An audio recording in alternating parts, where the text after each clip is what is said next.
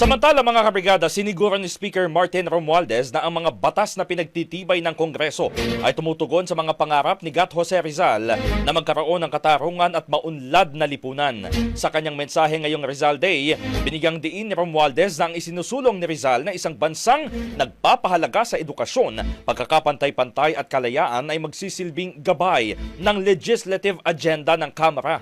Patuloy niya nagiging inspirasyon ng mithiin ng bayani sa pagiging makabayan, pati na sa katapangan at pagkakaroon ng commitment upang malampasan ang mga hamon sa kasalukuyang panahon.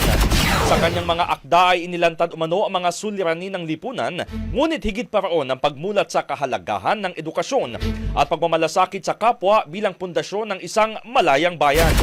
Ipinunto rin ng Speaker na nananatiling buhay ang mga aral ni Rizal sa larangan man ng edukasyon, agham, pamamahala o serbisyo publiko. Dagdag pa nito, ang tunay na pagmamahal sa bayan ay naipamamalas hindi lamang sa salita, kundi sa pagkilos para sa mas maayos at maunlad na kinabukasan.